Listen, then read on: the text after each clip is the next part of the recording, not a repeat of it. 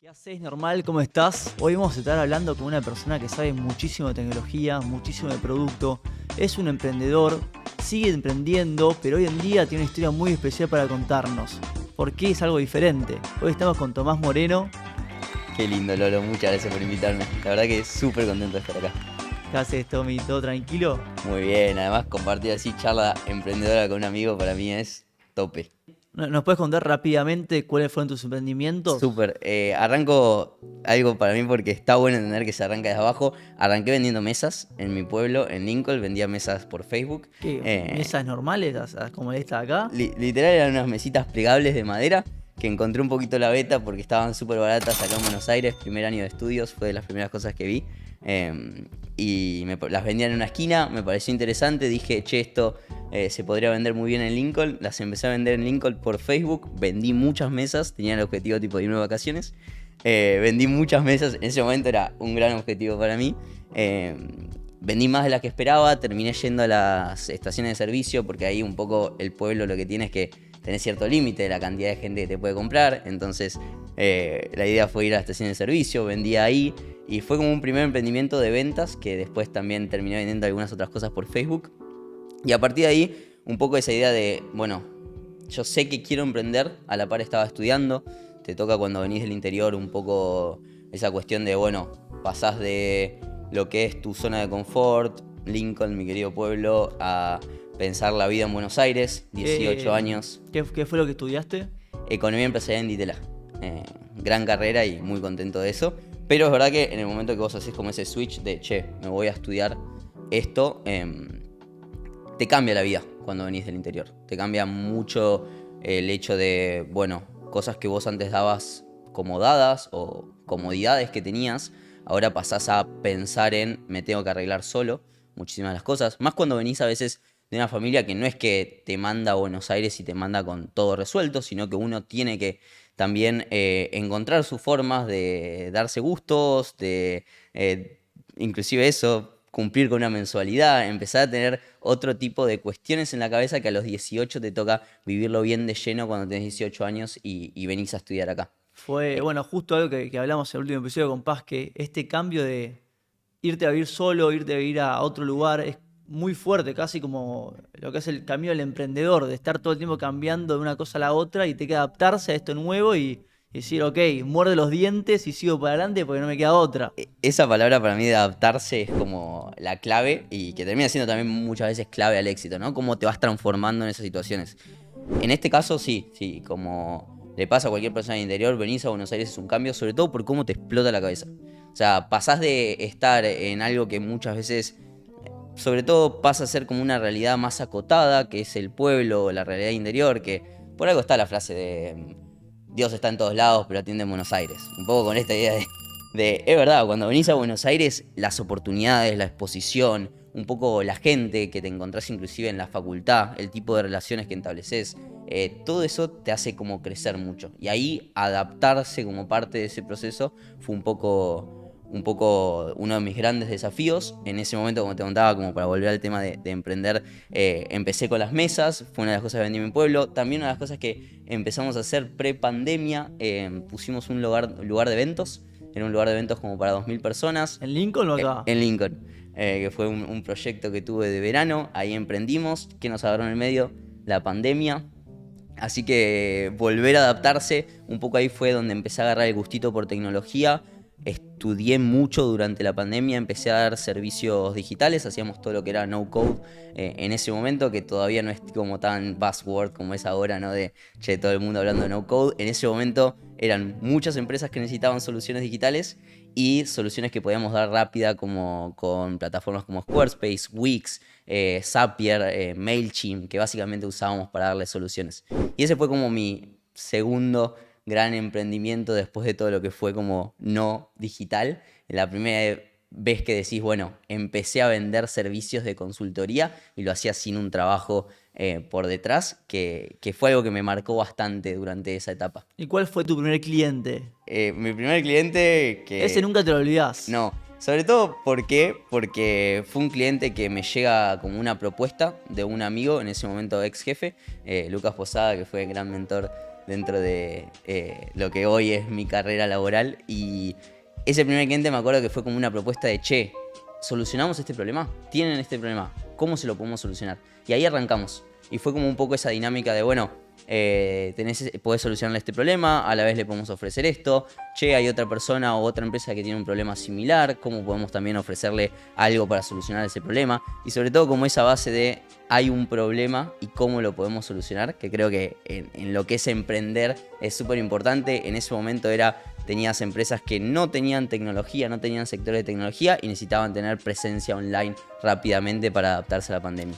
Acá hay algo que nombrás que me parece importantísimo, que es, ok, encontrar un problema y cuando encuentro ese problema, salir a ofrecerlo y tratar de encontrar exactamente qué es lo que quiere el cliente. Y una vez que lo encontrás, después empieza a fluir solo lo que es la empresa, ¿o no?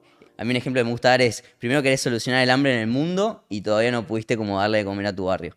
En este caso con las empresas me parece algo similar, donde primero tenés que solucionar el problema a 2, 3 empresas puntuales que vos podés decir, a estas empresas les soluciono el problema y se lo soluciono muy bien, se lo soluciono de una forma que les encante usar lo que estoy haciendo y después seguramente voy a transformar el mundo, ¿no? O sea, mi dirección es transformar el mundo y sé que voy a cambiar el mundo, pero ¿qué tengo que hacer en el medio para solucionar esos primeros clientes problemas bien puntuales?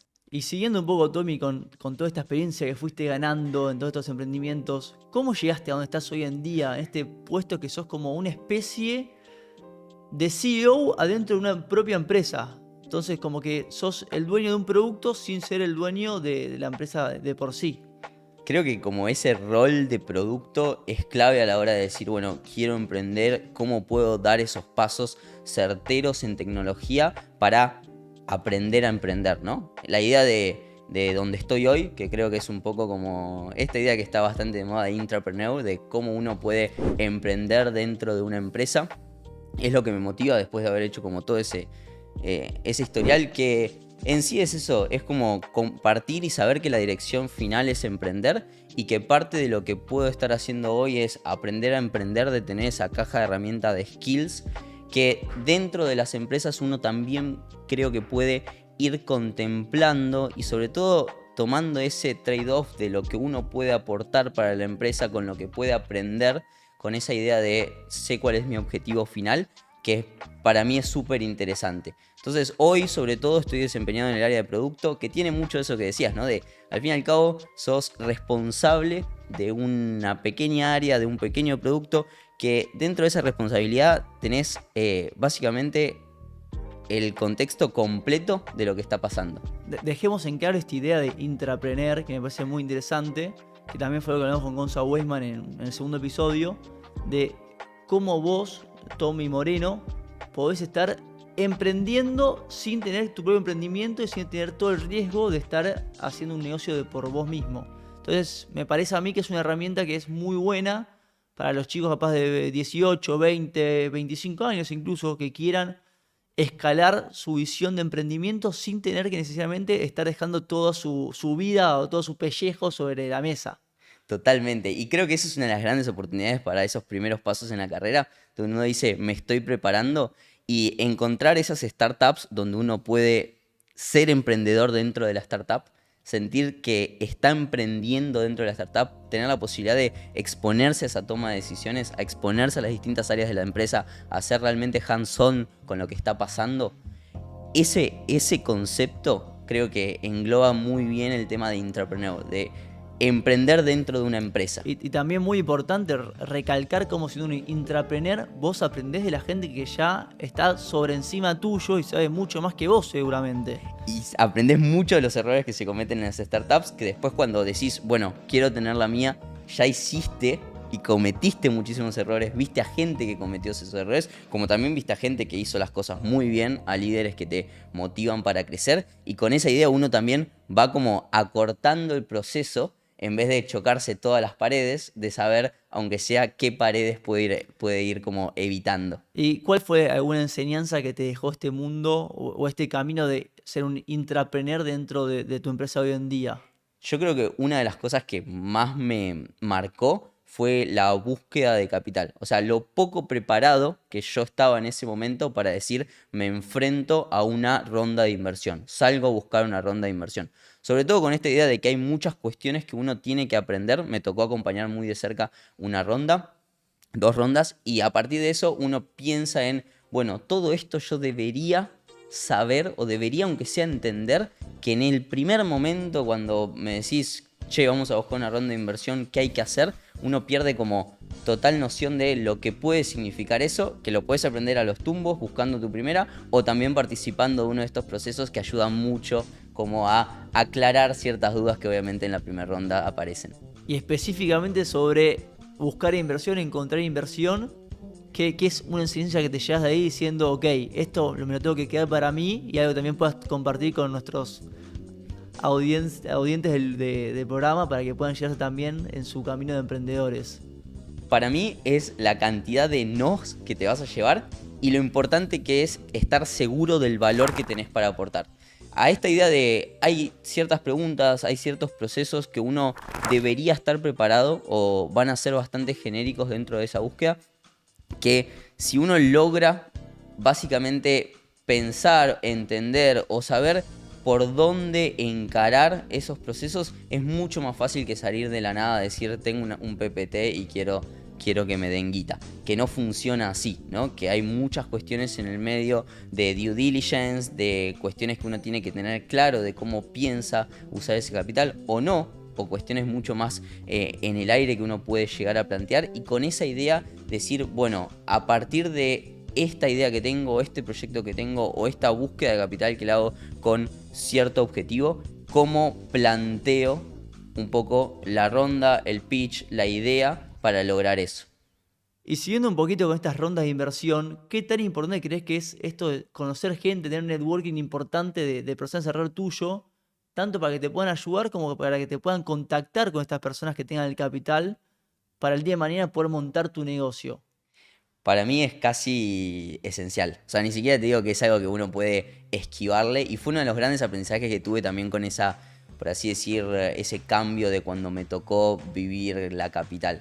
Esta idea de que al fin y al cabo no solo es tipo trabajar duro y ir caballo con ese objetivo, sino que trabajar inteligente, conocer a las personas correctas, es tan importante como gastarse el lomo laburando. Entonces, esa dinámica de entender lo importante que son las conexiones con las personas, que uno lo puede llevar básicamente a un gran paso, a una gran conexión, a una pequeña intro que te cambia absolutamente el panorama de las cosas, o un consejo que te evita cometer muchísimos errores. Ese valor de las personas, de la conexión en las personas, sí, es enorme. Algo muy importante que yo personalmente me fui dando cuenta a medida que fui creciendo es que las organizaciones son personas. Entonces vos, para poder llegar a esas organizaciones, tenés que conocer a las personas, tenés que saber dónde tocar las puertas. Necesitas tener una red de contactos que pueda ayudarte a crecer. Hasta internamente, ¿no? De los equipos, de entender que el manejo de equipos es manejar personas.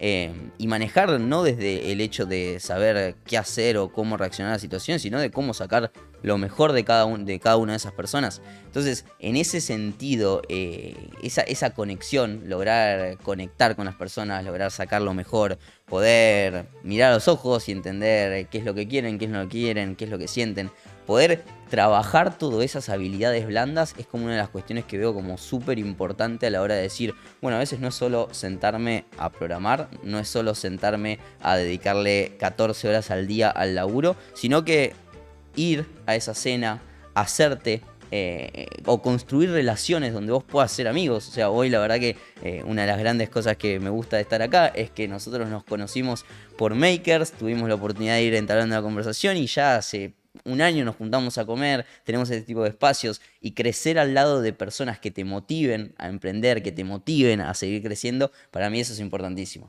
Hablando de Makers, que también es el programa que compartimos con muchos de los chicos que pasan por el programa, es muy gracioso porque cuando nos conocemos en Makers, yo te volvía loco porque no me contestabas el teléfono. No sé si te acordás lo que es era. Verdad, es yo verdad. Te escribía, no me dabas bola. Pero después nos conocimos. Después nos conocimos en persona. Ya fue otra cosa. Y ahí ya dijiste, bueno, este pibe no es tan boludo. Es un copado, parece. dije, es un copado y acá estamos. Pero sí, tenés razón. Hay veces que uno, Y de nuevo, ahí también fue uno de los cambios también de mindset que tuve durante el último tiempo, ¿no? Del valor de esas cosas, que a veces uno dice, no, tengo 10.000 cosas para hacer, me están insistiendo con tener un circle con Claro. personas, juntarme a hablar y tengo 20 cosas más importantes que solucionar, me cuesta dedicarle tiempo a eso. Y mismo, ¿por qué no me pongo a ver una serie en vez de entrar a una reunión con gente random de Latinoamérica? Claro, y que después decís qué divertido termina siendo. O sea, cuando le encontrás el gustito a esas cosas, también te empieza a pasar que te motiva, te divierte. O sea, a mí muchas veces me pasa que ese tipo de eventos, ese tipo de charlas, me gusta. No es que lo hago como, uy, qué fiaca, es parte de mi laburo. No, cero. Lo disfruto, salimos a comer, hablamos del tema y me cago de risa. Y ahora, bueno, Tommy, ya yendo con las últimas partes del programa, vamos a empezar con el juego de los 30 segundos. Tienes que responder la mayor cantidad de preguntas posibles en esos 30 segundos. Va a ser preguntas de sí, no, o una opción o la otra. ¿Estás listo, Ivo, para los 30 segundos? Tenemos nuestro productor ahí, Tenemos a nuestro productor detrás de cámaras. ¿Listos? ¿Preparados? Ya. ¿Emprender solo o con cofundadores? cofundador, ¿Bootstrapping o buscar inversión externa? buscar inversión, ¿Entreprender en una empresa grande o emprendedor en una startup? emprender una startup, ¿Networking en eventos físicos o en línea? físico, ¿Mentor o aprender por cuenta propia? mentor, ¿Emprender en tecnología o en otros sectores? tecnología, ¿Foco en producto o marketing al inicio? producto, ¿Construir un equipo rápidamente o con tiempo? con tiempo, ¿Delegar desde el principio o mantener como control total? delegar, ¿Validación rápida de mercado o desarrollo exhaustivo de producto? validación rápida. ¿Crecer rápido y correr riesgos o crecer lento y seguro? Crecer rápido y correr riesgos. Ahí terminamos. No tengo acá qué cantidad de preguntas que hiciste, pero creo que fueron más o menos 14. Bueno, estamos bien. No sé cuál es la vara, pero estamos bien, yo me sentí bien. Y ahora, bueno, Tommy, ya para terminar, lo que toda la gente espera del programa siempre es el minuto de oro. Así que, Ivo, nuestro productor de atrás de cámaras, por favor, no, si nos puede pasar la caja primero, antes, acá a la derecha está. Este es el juego insignia. Este es el juego insignia que Que uno a veces dice, a mí no me lo mostraron, o sea, estoy seguro que no sé qué hay ahí. no sabés que hay No. acá. No. Así que Ahora la me ponemos encanta el acá. desafío. Estamos listos. Tenés un minuto para hacer un emprendimiento con este objeto. Excelente. Y al final de ese minuto te decís, ¿sos un normal o sos un toro? ¿Estás listo? Vamos por el toro. Listos. Preparados. Ya. Rey Momo. Si hay algo que les puedo contar sobre esto, es mi experiencia personal y la diversión que me ha traído la nieve en mi pueblo. Somos la capital nacional del carnaval, así que si hay algo que me toca es todo lo que uno puede vivir a nivel de experiencias con respecto a un producto como es la nieve artificial. ¿Y qué es lo que te quiero vender hoy?